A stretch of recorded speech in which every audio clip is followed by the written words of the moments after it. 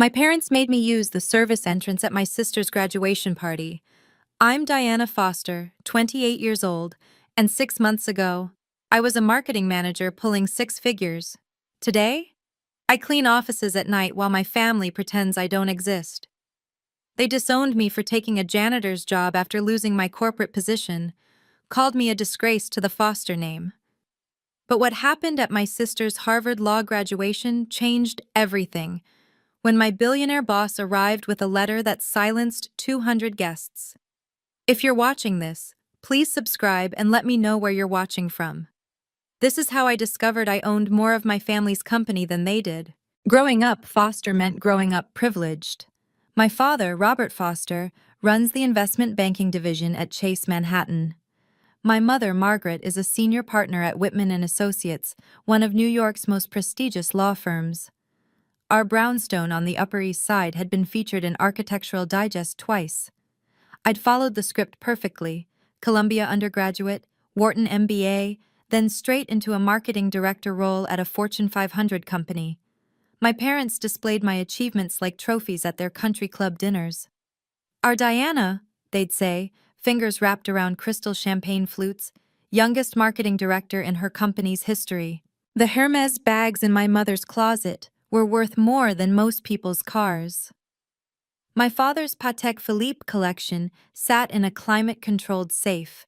These weren't just possessions, they were proof of our position in their world. Then came the merger. Restructuring, they called it. Redundancy elimination. One Friday afternoon, I was clearing six figures. By Monday morning, I was clearing out my office. I wasn't worried at first. With my resume, finding another position would be simple. My parents assured their friends it was just a temporary setback. Diana's fielding multiple offers, my mother told her book club, though she'd never asked me about my search. But the market had shifted. Every position had hundreds of applicants. Overqualified, they said. Too senior for junior roles, too junior for senior ones. After 3 months, my savings were depleting. After 4, I was behind on rent. That's when I made the decision that would cost me my family. Instead of asking my parents for help, knowing it would come with strings that would strangle me, I applied for a job I knew I could get. Night janitor at Wellington Industries. The pay was honest. The work was harder than any PowerPoint presentation I'd ever delivered. I called my parents on a Tuesday evening. I could hear Vivaldi playing in the background, their dinner party soundtrack. "I found a job," I said. "Finally." My mother's relief was palpable. "Which firm? I hope you negotiated properly this time." "It's at Wellington Industries." "Marcus Wellington's company?" My father's voice brightened. "Excellent, what's the position?" "Facilities maintenance, night shift." The music stopped. I heard my mother's wine glass hit the marble counter. "You're joking," she said. "It's honest work. The pay covers my bills." "You're throwing away your education to scrub toilets?" My father's voice had that dangerous, quiet tone I remembered from childhood. "I'm surviving, Dad. Isn't that what you always taught me? To be self-sufficient?" "Not like this." The quiet shattered. "What will people at the country club think? My daughter, a janitor? Your daughter who's paying her own rent." "You're doing this to spite us," my mother accused. "This is about that argument at Thanksgiving, isn't it?" It wasn't. But explaining dignity to people who measured worth in stock portfolios seemed pointless. "I start Monday," I said. "Then don't bother coming to Sunday dinner. Or any dinner." The line went dead. What they didn't know, what I hadn't told them, was that I actually found peace in the work. After years of corporate politics and manufactured crises, there was something profoundly satisfying about visible results. A dirty floor became clean. A messy conference room returned to order. No one questioned if my work added value. It was evident in every surface I touched. My parents would never understand that. To them, I hadn't just taken a job beneath my station. I'd chosen to become beneath them. The irony? I'd never felt more like myself. My sister Stephanie had always been the golden child. 4 years younger, infinitely more ruthless. While I'd gotten into Columbia through good grades, she'd gotten into Harvard through good connections, specifically my mother's former roommate on the admissions board. Diana works in maintenance now, she posted on Instagram, alongside a photo of me from last Christmas. So proud of my sister for finding her calling. Hashtag blue collar, hash family first, hashtag honest work. The emojis didn't hide the mockery. Her friends' comments certainly didn't. OMG, is this real? Your sister? The one with the Wharton MBA? At least someone's keeping the offices clean for real workers. Stephanie screenshot the post and sent it to our family group chat, the one I'd been removed from the next day. Growing up, everything had been a competition I didn't know I was losing. My A+ meant nothing next to her A++ with extra credit. My acceptance to Columbia was overshadowed by her early admission to Harvard. When I landed my marketing director role, she announced her law review position the same day. Stephanie understands ambition, my mother would say. She's going places. The implication was clear, I wasn't. But here's what they didn't see. Stephanie's ambition was entirely dependent on our parents' resources. Her internships came through Dad's connections. Her apartment near Harvard? Mom's investment property. Her designer wardrobe for interviews? Graduation gifts from their friends. Meanwhile, I'd been paying my own way since 22, too proud to ask for handouts. 3 weeks into my janitor job, a cream-colored envelope arrived at Wellington Industries, addressed to me at the facilities department. Inside, Stephanie's graduation announcement gleamed with gold embossing. The handwritten note at the bottom, in my mother's perfect cursive, read, "Service entrance, don't embarrass us." At least they were being honest now. The isolation came in waves. First, the unfriending on social media. My mother, then father, then Stephanie. Extended family followed like dominoes, probably warned about associating with the family disappointment. My mother's birthday came and went. No invitation. I sent flowers anyway, white orchids, her favorite. They were returned with a note. Unable to deliver. Recipient refused. Thanksgiving passed in silence. Christmas too. I watched through Instagram stories as my cousins gathered at my parents' house, the 12-foot tree glowing in the parlor window I used to help decorate. "Until you get a respectable job, you're not welcome here," my father had texted. The only communication in 3 months. I'd responded, "Define respectable." He'd blocked my number. What hurt most wasn't the exclusion, it was the erasure. In family photos posted online, I'd been literally cropped out. My childhood bedroom had been converted to a home gym. My achievements, framed degrees, award certificates, had vanished from the wall of pride in Dad's study. One night, around 2 a.m., I was emptying trash bins in the executive conference room when Marcus Wellington walked in. The CEO often worked late, but we'd never spoken beyond polite nods. "Diana, right?" he said, setting down his coffee. "I've noticed you're always here, even on weekends." "Jobs don't clean themselves, Mr. Wellington." He studied me with eyes that had built an empire. "You're not what I expected when HR mentioned our new night janitor had an MBA. I kept emptying bins." Expectations are often disappointing. "Indeed," he paused. "Your last name, Foster. Any relation to Foster Holdings?" My hands stilled on the trash bag. "Robert Foster is my father." "Interesting." His tone suggested he knew more than he was saying. Family businesses can be complicated. If only he knew how complicated. Marcus Wellington started staying later, always appearing when I cleaned the executive floor. Our conversations began simply: weather, news, the Knicks' losing streak. Then they evolved. "Why not ask your family for a position at Foster Holdings?" he asked one night, watching me polish the conference table. "They made it clear I'm not worthy of the Foster name anymore." "Because you took this job?" "Because I didn't beg them for help. Because I chose dignity over degradation." He nodded slowly. "Real worth isn't measured by job titles, Diana. Tell that to my parents. I'd rather show them." The comment hung in the air, unexplained. Marcus had built Wellington Industries from nothing, No trust fund, no connections, just brutal determination. Maybe that's why he didn't look through me like the day shift executives did. To him, work was work. You know what I've learned in 30 years of business? He said one evening. The people who matter are rarely the ones with the biggest offices. They're the ones who show up, do the work, and don't make excuses. Is that why you're here at midnight? He laughed, a rare sound. Touché. Though I suspect you're here for different reasons than I am. My reasons are simple: rent, food, survival. No, he said quietly. You're here because you refuse to break. That's worth more than any MBA.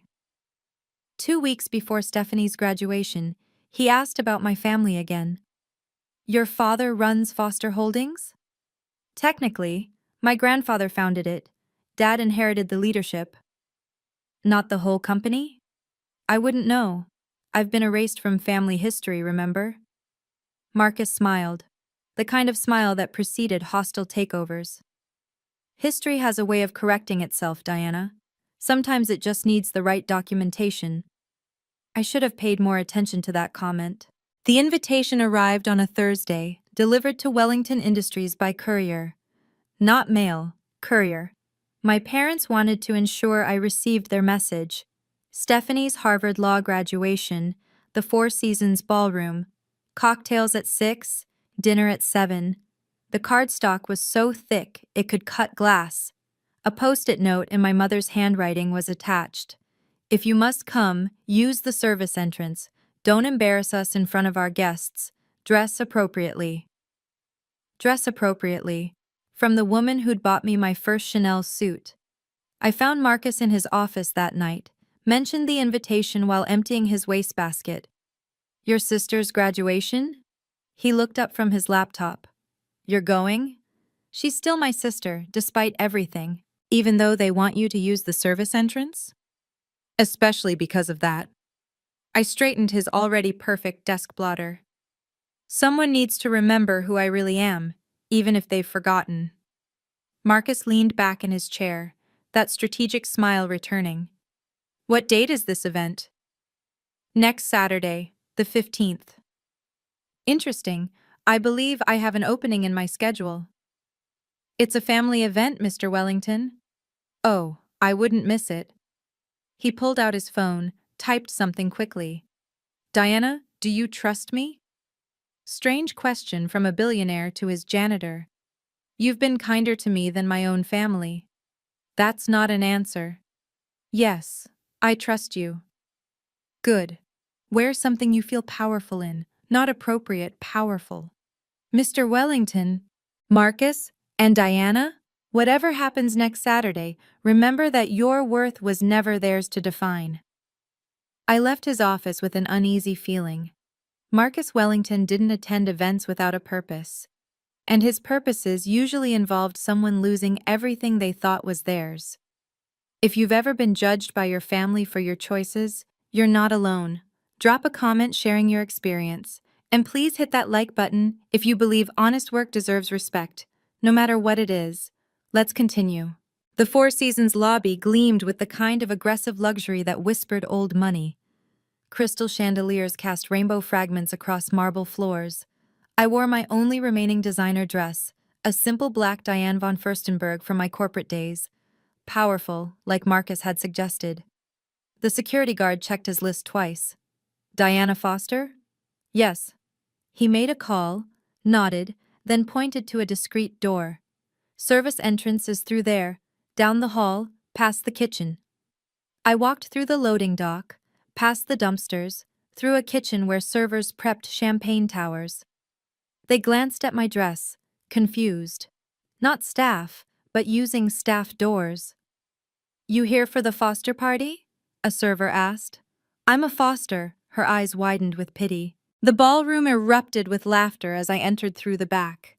200 guests in designer gowns and bespoke suits. Partners from my mother's firm, executives from my father's bank. Clients of Foster Holdings worth millions. I recognized half of them. None acknowledged me. My parents stood near the stage, my father in Tom Ford, my mother in Oscar de la Renta. Stephanie held court in white Vera Wang, her graduation gown traded for something that cost more than I made in 3 months. I found a corner, became invisible. It was easier than expected. I'd become an expert at not being seen. Then Stephanie's voice rang out over the microphone. "Oh my God, everyone! My sister, the janitor, actually came!" Her laugh tinkled like breaking glass. "Diana, don't hide. Come say hello." 200 faces turned. The room fell silent except for the soft clink of champagne flutes and someone's horrified whisper. She really became a janitor? My father stood up, his face the color of expensive Bordeaux.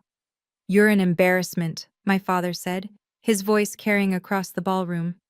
"We gave you every opportunity, every advantage, and you chose this?" "I chose to work, Dad." "You chose to humiliate us." My mother stood beside him, her voice sharp as her cheekbones. "Do you know what people say? The foster girl cleans toilets now. Is that what you wanted? To destroy our reputation?" "Your reputation was never mine to destroy." "You ungrateful." My mother caught herself, remembered the audience. "We're removing you from the will tonight. Official documents are already drawn up." She gestured to a man I recognized, Thompson, their estate attorney. He held a folder, looked uncomfortable. "Since you've chosen to disgrace our name," my father announced, "you're no longer our daughter. Stephanie will inherit everything. The company, the properties, the trusts, everything." Stephanie smirked from the stage, raising her champagne. "To new beginnings!" The crowd murmured, a mix of shock and secondhand shame. Some raised their glasses hesitantly. That's when the ballroom doors opened. Marcus Wellington entered like he owned the air itself. 6'3", silver hair, a presence that made the chandeliers seem dimmer. His Brioni suit probably cost more than the average annual salary. A Patek Philippe grand complication caught the light on his wrist. The murmuring stopped. Everyone knew who Marcus Wellington was. Half the room did business with him. "Mr. Wellington?" My father's voice cracked. Wellington Industries was Foster Holdings' biggest client. "We didn't know you were invited." "I'm not." Marcus walked straight to me. "I'm here for my employee, Diana." My mother's face went white. "Your employee?" "The best one I have, actually." He turned to face the room. "Interesting party. Are you always this welcoming to family?" The room shifted like a tide. Marcus Wellington's presence changed everything. Conversations died, phone cameras lowered. This wasn't just family drama anymore. This was business. "Mr. Wellington!" My father rushed forward, extending his hand. "What a pleasant surprise! I didn't realize you knew Diana." Marcus ignored the hand. "I make it a point to know all my employees, especially the exceptional ones." "She's going through a phase," my mother interjected, her court voice slipping. "We're trying to motivate her to do better." "Better?" Marcus's eyebrow arched. "Better than arriving at 10 p.m. every night and leaving at 6 a.m.? Better than never missing a shift in 6 months? Better than treating every task, no matter how small, with complete professionalism?" "She cleans offices," Stephanie said from the stage, her voice dripping disdain. "She maintains my corporate headquarters. She ensures that every morning, my executives walk into pristine environments that allow them to focus on their work." His voice could have frozen champagne. "She does what you could never do, Ms. Foster. An honest day's work without Daddy's connections." Stephanie's face flushed. Several guests pulled out phones, but not to record, to text. Marcus Wellington defending a janitor against the Foster family? This would be on every Manhattan gossip circuit by midnight. "We had no idea she worked for you directly," my father stammered. "Interesting how you define better, Mr. Foster." Marcus's tone could have cut glass. "Is better having your daughter beg for handouts? Or perhaps better means keeping her under your thumb with financial manipulation? Now wait a minute." "No, you wait." Marcus pulled out his phone. "Mr. Grant? Yes, please come in now." Through the main entrance, not the service door, walked Thomas Grant, senior partner at Grant & Associates. 72 years old, gray-suited, carrying a leather portfolio that looked older than me. My father's face went from red to white. Tom Grant? What are you doing here? Grant had been my grandfather's lawyer for 40 years. After Grandpa died, my father had tried to fire him, but Grant retained certain authorities over the estate that couldn't be revoked. Hello, Robert. Grant's voice was steady as granite. Margaret, I'm here on official business regarding the Foster Family Trust. What trust? My mother's voice pitched higher. Robert inherited everything when his father died. He inherited what he was meant to see. Grant set his portfolio on the nearest table. But there were other provisions, sealed provisions. This is ridiculous, my father blustered. My father left me the company, the documents were clear. Crystal clear, Grant agreed. You received 45% of Foster Holdings. Your wife received 20% as specified. Stephanie received 10% in trust for her 21st birthday. That's 75%, someone in the crowd whispered. Where's the other 25%? Actually, Marcus said, his smile sharp as a hostile takeover. It's 35%, the remaining 35%. My mother laughed, brittle as old glass. That's impossible. We would have known. Would you? Grant opened his portfolio, pulled out a sealed envelope. This was to be opened when Diana turned 25, or in the event of a family crisis. Being publicly disowned and disinherited certainly qualifies. She's going through a phase, my father repeated desperately. You just announced to 200 witnesses that she's no longer your daughter. Grant broke the seal with practiced efficiency. That triggers certain clauses your father put in place, Robert. He knew you better than you thought. Stephanie had gone silent on stage, her champagne glass frozen halfway to her lips. Grant pulled out a document heavy with official seals. Shall I read this publicly, or would you prefer a private room? Read it, Marcus said before my parents could respond. These people came to witness a celebration. Let them witness truth instead. My father started toward Grant. You can't. I can, and I will. Grant's voice carried 40 years of authority. It's my fiduciary duty. He cleared his throat. The room was so quiet I could hear the champagne bubbles dying. The last will and testament of William Foster with amendments, executed 30 years ago, updated 25 years ago, 3 years before his death. 30 years? My mother's voice was barely a whisper. But Diana is only 28. Yes. William planned ahead. Grant adjusted his glasses. Quote, I have watched my son Robert grow into a man who values appearance over substance, status over family. I fear for any children he may have. My father's face was purple now. My father would never. Your father did, Grant continued. Therefore, I establish an irrevocable trust. 35% of Foster Holdings will be held in trust for my first grandchild, to be revealed upon their 25th birthday or upon facing family crisis. First grandchild, Stephanie said faintly. That's Diana. Marcus's smile could have launched 1,000 lawsuits. Your sister, the janitor. Grant wasn't finished. This trust shall remain secret until activated. If my son proves worthy, if he raises his children with love regardless of their choices, it need never be revealed. But if he disowns, disinherits, or publicly humiliates his child for choosing their own path. He paused, looked directly at my father. Then that child immediately gains full voting control of their shares, superseding all other shareholders in matters of company governance. The silence was deafening. Then someone whispered, 35%. She's the largest shareholder. My legs felt weak. 35% of Foster Holdings, worth approximately $50 million. This is fraud, Stephanie shrieked from the stage. Diana manipulated Grandpa. She must have. Diana was 3 years old when this trust was created, Grant said mildly.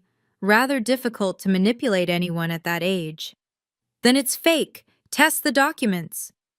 They've been authenticated by 3 independent firms, Grant replied. Copies have been filed with the SEC for the past 3 years, as required by law. Your grandfather was nothing if not thorough. Marcus stepped forward. I knew about the trust 6 months ago, public filings, for anyone who bothered to look. That's why I made sure Diana's job application was approved. I stared at him. You knew? I investigated Foster Holdings before you applied. Imagine my surprise finding a hidden trust for a foster heir who wasn't even listed on the family website anymore. He turned to my parents. You erased her from everything, but you can't erase legal documents. You hired her to embarrass us, my father accused.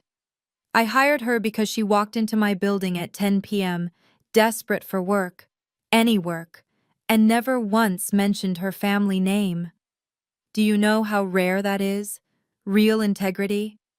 But the trust, my mother said desperately, there must be conditions. There are. Grant pulled out another page. The beneficiary gains voting control only if publicly rejected by the family. Otherwise, shares remain non-voting until the beneficiary's 40th birthday. So if we hadn't, my father couldn't finish. If you hadn't disowned her tonight, in front of 200 witnesses, she would have had wealth, but no power. Marcus's laugh was sharp. Your cruelty was your downfall. Stephanie threw her champagne glass. It shattered against the wall, champagne sliding down like tears. I'm supposed to inherit everything. I'm the one who went to Harvard. Sometimes the people who should support us the most become our biggest critics. If this story resonates with you, please share it with someone who needs to hear that their worth isn't defined by others' opinions. Subscribe and ring the bell so you don't miss what happens next. Grant pulled out one final envelope. There's a letter, from William to Diana, to be read upon trust activation. My hands shook as I took it. My grandfather's handwriting, still bold after all these years. My dearest Diana, I read aloud, my voice steadying with each word. If you're reading this, your father has failed the test I hoped he would pass. I write this as I watch you, 3 years old, sharing your cookies with the housekeeper's daughter while your father scolds you for inappropriate associations. My father made a sound like he'd been punched. I see myself in you, the real me, before money complicated everything. I built Foster Holdings with these hands, started as a construction worker, married your grandmother when I had nothing but ambition. Your father has forgotten this. The room was silent except for my voice. Robert values appearances over truth, status over family. I've watched him become everything I fought against. So I give you what he values most, control of what I built. Not because you need it, but because he needs to learn that worth isn't measured in titles or degrees. I looked up at my parents. My mother was crying, angry tears that ruined her perfect makeup. The trust was structured to protect you. If Robert had been the father I hoped, you'd have received comfortable wealth at 40. But if he rejected you for living authentically, you'd receive power immediately, power to reshape Foster Holdings into something worthy. Grant spoke softly. There's more. The trust includes board appointment rights. Diana can restructure leadership effective immediately. No, my father lunged forward. I built that company. You inherited it, Marcus corrected. There's a difference. And Diana just inherited control, Grant added. The documents are ironclad, Robert. I made sure of that. How did nobody know about this? My mother's voice was hollow. 30 years. And nobody knew? Your father-in-law was brilliant, Grant explained. The trust was registered in Delaware, held by a shell company in Nevada, managed by a firm in Switzerland. All legal, all reported, but unless you knew where to look. You knew, my father accused Grant. All these years you knew. I was bound by attorney-client privilege. William was my client, not you. Grant's voice held no apology. I watched Diana grow up, watched you favor Stephanie, push Diana aside. I documented everything as instructed. Documented? Stephanie had come down from the stage, mascara streaming. What do you mean documented? Grant pulled out a tablet. Every birthday you celebrated for Stephanie while ignoring Diana's. Every time Diana's achievements were dismissed. The Christmas you gave Stephanie a car and Diana a gift card. It's all here. That's invasion of privacy. That's following my client's instructions. William wanted evidence in case this went to court. Grant swiped through files. Did you know Diana graduated summa cum laude? You didn't attend the ceremony. Too busy with Stephanie's high school play. I hadn't known anyone noticed that. Mr. Wellington, my father turned desperately to Marcus. Surely we can discuss this. You're our biggest client. Was. Marcus's correction was swift. Wellington Industries will be reviewing all contracts. It seems I need to diversify my partnerships. The threat was clear. Without Wellington Industries, Foster Holdings would lose 30% of its revenue. Diana, my mother tried, her voice switching to the honey tone she used in court. Sweetheart, we can work this out. You don't want to destroy your family's legacy. I don't want to destroy anything, I said quietly. I just wanted to be enough. Grant pulled out another letter, this one addressed to Robert. William left you a letter too, to be read if the trust activated. My father snatched it, read it silently. His face went from purple to white to gray. Read it aloud, someone called from the crowd. We all witnessed the disowning. We should witness this too. My father's hands shook. I won't. Then I will. Grant took the letter back. Robert, if you're reading this, you've failed as a father. I gave you everything, education, connections, wealth, but I couldn't give you empathy. You've become the kind of man who measures worth in dollars, not character. Each word was a public execution of my father's pride. Diana has my spirit. I saw it when she was 3, giving away her toys to children who had less. You scolded her for that. That's when I knew I had to protect her from you. Protect her? My father's voice cracked. I gave her everything. You gave her things, Grant corrected. Your father gave her security you couldn't take away. Grant continued reading. The trust wasn't about money, Robert. It was about power. The power to stand up to you. The power to choose her own path. The power to be free from your conditional love. Our love wasn't conditional, my mother protested. You literally just disowned her for being a janitor, someone in the crowd muttered. Grant wasn't finished. I structured this trust to give you every opportunity to be better. 22 years to prove you could love your daughter unconditionally. You failed. Now Diana has what you value most, control. Perhaps losing it will teach you what really matters. The letter ended with, I hope someday you understand that I did this from love, for both of you.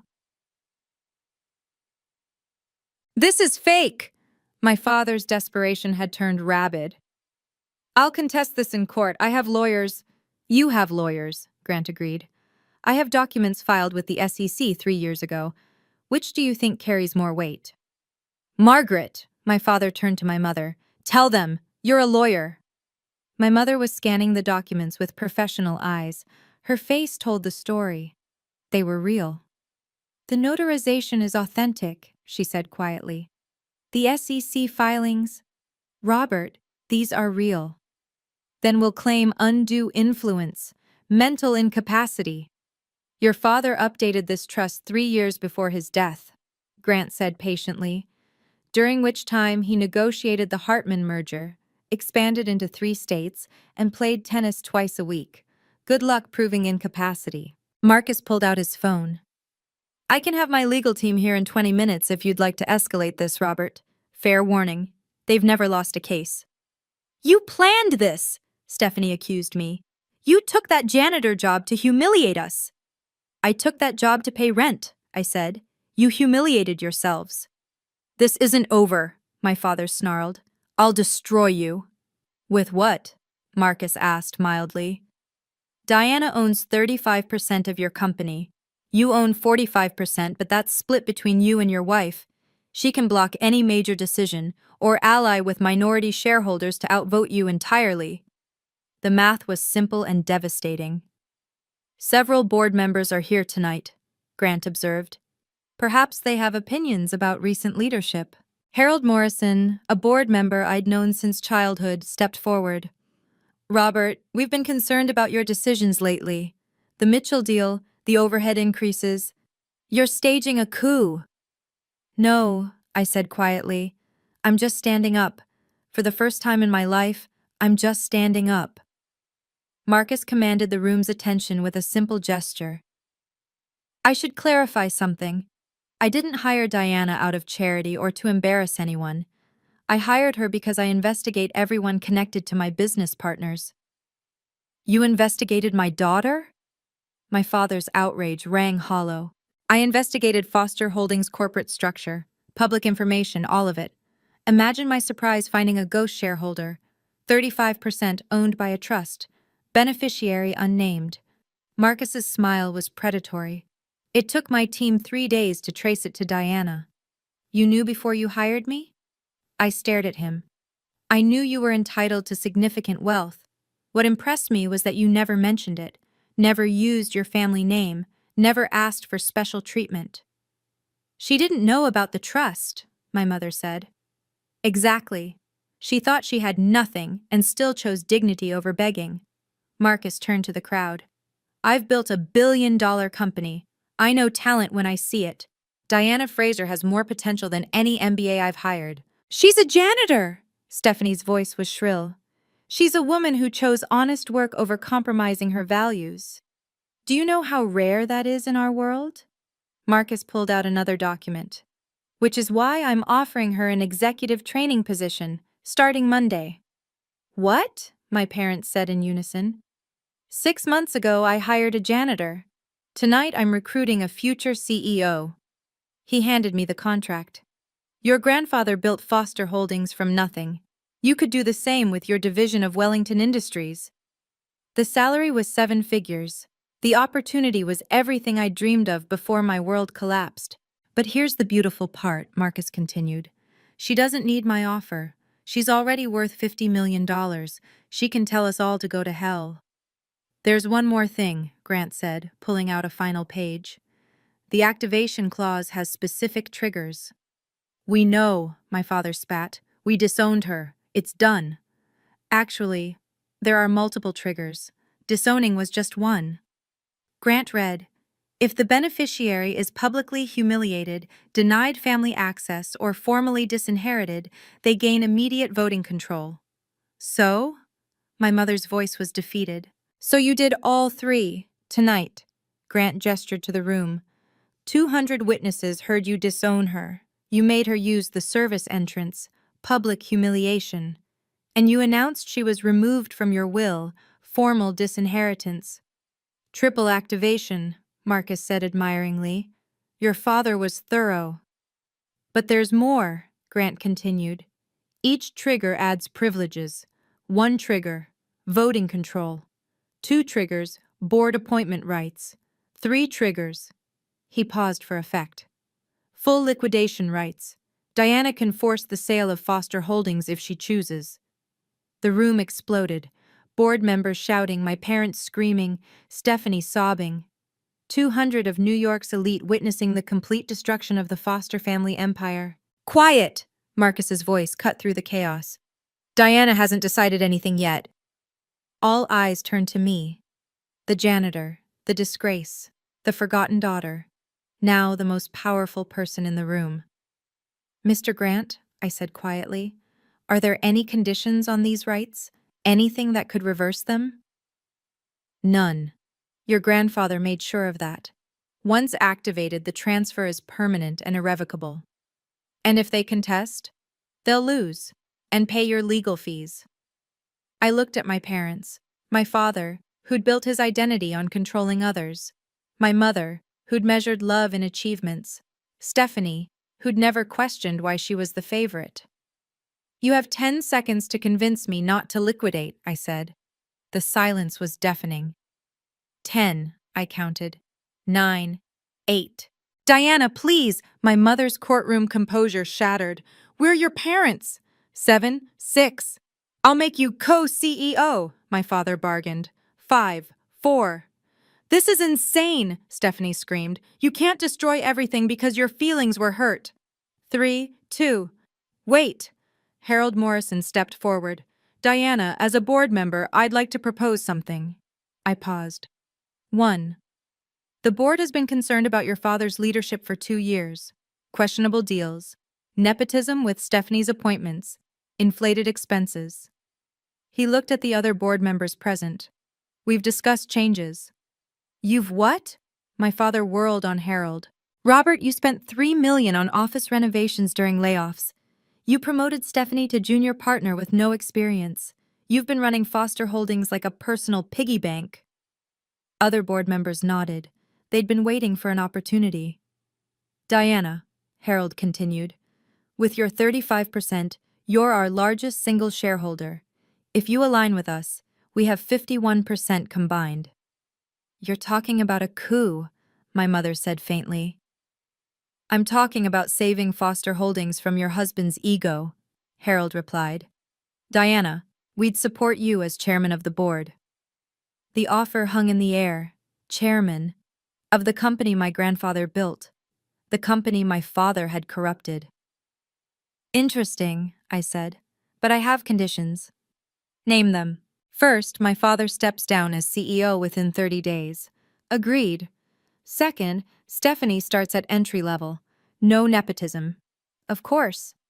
Third, we implement a foundation for supporting workers' education, named after my grandfather. Done. And fourth, I looked directly at my parents.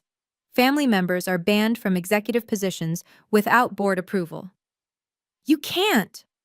My father's face was purple. It's my company! It's the shareholders' company, and I'm the biggest shareholder. The dominoes fell fast. Harold Morrison called an emergency board meeting right there, using the hotel's business center. 7 of 9 board members were present. All voted to accept my conditions.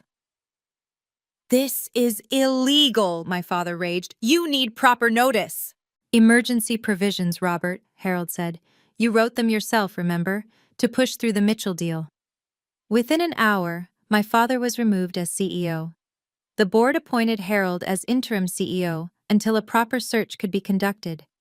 The vote was unanimous, except for my parents' shares. Stephanie had collapsed in a chair, her Harvard Law degree suddenly worthless at Foster Holdings.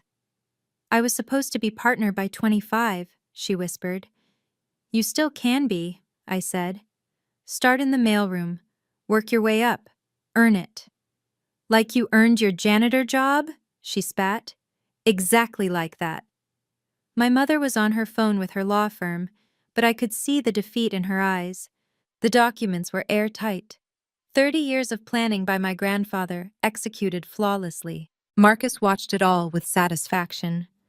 Your grandfather would be proud. Would he? I looked around the destroyed party. I just ruined my sister's graduation celebration. No. Your parents ruined it when they made you use the service entrance. He checked his Patek Philippe. Speaking of which, I believe we have some contracts to discuss. Wellington Industries needs a new strategic partner. Foster Holdings is available, Harold said quickly, under new management. I'll consider it, if Diana agrees to join our board as liaison. Another board position, another thread in the web of power I'd never wanted but suddenly wielded. Mr. Wellington, my father tried one last time. Surely we can. Robert, you're no longer CEO. You have no authority to make deals. Harold's dismissal was brutal. Security will escort you out if necessary. I stood in the center of the room, 200 pairs of eyes on me, the janitor who'd just orchestrated a corporate coup. I want to be clear about something, I said, my voice carrying. I didn't want this. Any of it. I wanted a family that loved me whether I was a CEO or a cleaner. Diana, my mother started. I'm not finished. I'd never interrupted her before. You taught me that worth was measured in achievements, in titles, in the approval of strangers at country clubs. But you were wrong. I looked at the servers, still frozen with their champagne trays. Every person in this room has worth. The servers, the security guards, the woman who'll clean up after you leave. They all matter. Their work matters. Spare us the philosophy, Stephanie muttered. It's not philosophy, it's policy. Effective immediately, Foster Holdings will implement living wages for all employees, including contracted services. I turned to Harold. Non-negotiable. The board agrees, Harold said quickly. You can't just… My father started. I did, and it's done. I pulled out my phone. Mr. Grant, please file the necessary paperwork. I want my voting rights official by morning. Already in process, Grant confirmed. I walked toward my parents. The crowd parted like I was contagious. You have a choice, I said quietly. Accept me as I am, janitor, executive, or anything in between, or lose me forever. But you won't control me. Not with money, not with guilt, not with public humiliation. You've destroyed us, my father said. No, I've set boundaries. Something I should have done years ago. I turned to Marcus. I'll take that position at Wellington Industries, but I'm keeping one night shift a week at janitorial. Why? He asked, genuinely curious. To remember where I came from, and where I'm going. Diana, wait. My mother's voice broke. Let's discuss this privately, please. Like when you privately removed me from family photos, or privately told everyone I was an embarrassment? You're still our daughter, she tried. Am I? 5 minutes ago you disowned me in front of everyone. I gestured to the crowd. They all heard it. We were emotional, my father said, his CEO voice replaced with something desperate. You have to understand the shock. The shock of what? That the daughter you threw away had value you couldn't see? Stephanie stood up, mascara streaking her cheeks. This is insane. I worked my entire life for this company. No, you were handed positions you didn't earn. There's a difference. I faced her. You want to work for Foster Holdings? Prove you deserve it. I have a Harvard law degree. So do half the lawyers in Manhattan. What makes you special besides your last name? She couldn't answer. I'll see you all at Monday's board meeting, I said. Oh, and Stephanie, my office does need cleaning, janitor's wages, night shift. You start Tuesday if you want to prove you're serious about earning your place. You're joking. I'm offering you the same opportunity I had, honest work, take it or leave it. My parents looked at each other, 28 years of manipulation crumbling in one night. Diana, my father tried once more. The family legacy, grandfather's legacy, which he left to me because he knew you'd corrupt it. I pulled out the letter he'd written me. He built Foster Holdings with calloused hands. You've run it with manicured ones. Maybe it's time Foster Holdings remembered what actual work looks like. Harold Morrison applauded. Others joined. The sound echoed off crystal chandeliers, the elite of New York applauding a janitor. Before I leave, I announced, there are some immediate changes. The room fell silent again. Every service worker here tonight, servers, security, cleaning staff, gets a $1,000 bonus for witnessing my family's treatment of workers. I looked at Harold. Bill it to my father's expense account. You can't use company funds for… my father started. Check the bylaws, Robert, Harold said. The chairman has discretionary spending authority up to $50,000. Diana's well within her rights. I walked to the server who'd pitied me earlier. What's your name? Maria. Maria, have you ever been made to feel less than because of your job? Every day. Not at Foster Holdings, not anymore. I turned to the room. Anyone who treats service staff as inferior will be terminated. Executive or janitor, we all deserve respect. This is revenge, my mother said. This is justice. You taught me the difference, remember? All those law books you made me read? I smiled. I learned well. Marcus stepped beside me. Wellington Industries will match that policy, effective immediately. You're both insane, Stephanie said. You can't run businesses based on feelings. Watch us, Marcus replied. My company's worth $2 billion. I think I know what works. Diana, my mother tried one last time. If you do this, We can never go back. Go back to what? To you being ashamed of me? To Dad controlling me with money? To Stephanie getting everything while I got crumbs? I shook my head. I don't want to go back. I want to go forward. Then we'll see you in court, my father threatened. Try it. Grant has 30 years of documentation. Every slight, every insult, every time you chose Stephanie over me. How do you think that'll play in the Times? Marcus and I left together, Grant following with his portfolio of documents. The crowd parted, some recording, others whispering. Tomorrow, this would be everywhere. Your car is waiting, Mr. Wellington, the valet said. We'll take Diana's, Marcus said. I don't have a car. I take the subway. Then we'll take the subway. The billionaire CEO smiled.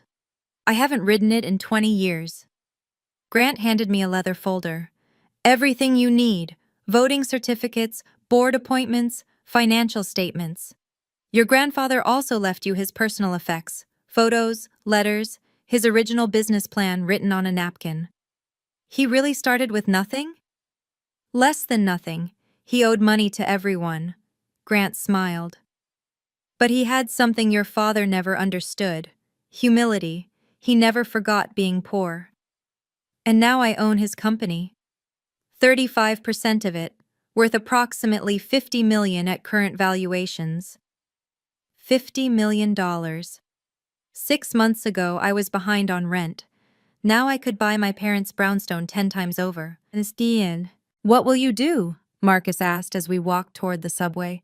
Learn, build, prove that grandfather was right to trust me. I paused. And keep cleaning your offices 1 night a week. Really? Really. It keeps me grounded. Literally. I smiled. Plus, I like the peace.